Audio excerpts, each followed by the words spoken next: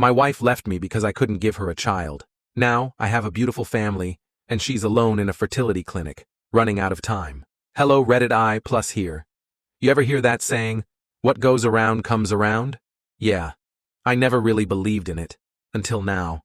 My name's Jake, and if you'd asked me 10 years ago what my future looked like, I'd have told you about my wife, Lauren, and how we were going to grow old together, raise kids, and have a life full of love and laughter.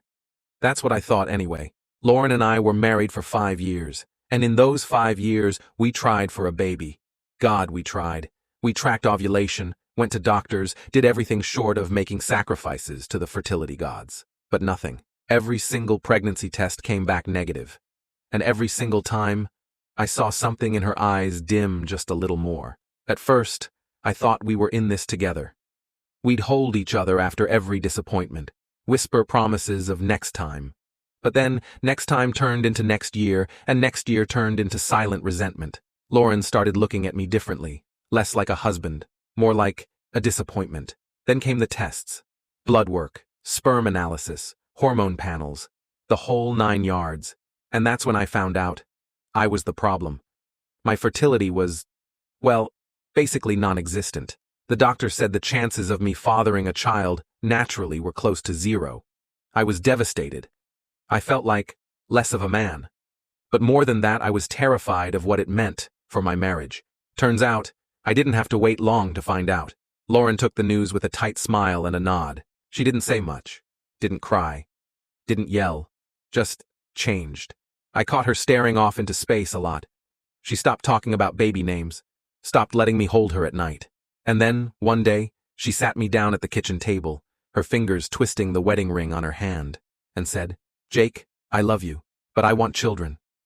I need children, and I can't stay in a marriage where that's not possible. And just like that, she was gone. Divorce finalized in under a year. She didn't waste any time moving on either. Last I heard, she was dating some hotshot lawyer. I figured she'd get her dream.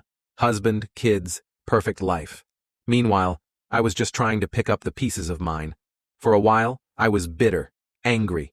Hell, I hated her. I hated that she walked away when things got hard. I hated that I wasn't enough for her.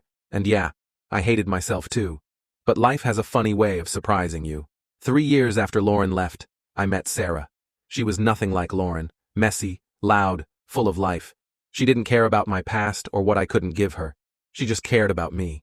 And when we talked about kids, she smiled and said, there's more than one way to build a family. Fast forward to today, we've got 2 amazing kids. We adopted our son, Liam, when he was a baby, and our daughter, Zoe, came into our lives as a foster placement, but became ours forever. My house is filled with laughter, chaos, and more love than I ever thought possible. And Lauren? Well, remember what I said about karma? I ran into an old mutual friend the other day. We got to talking, and I asked about Lauren.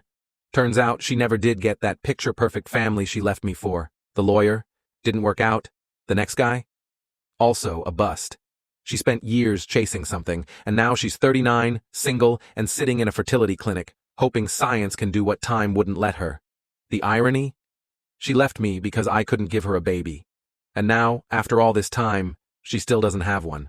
I don't say that to be cruel. I don't wish her misery. But I'd be lying if I said there isn't a small part of me that sees the poetic justice in it all. Because the truth is, I didn't need biology to be a dad. I didn't need to share DNA to have a family. And Lauren? Well, she's just now realizing that the thing she spent years running from? It was never the problem.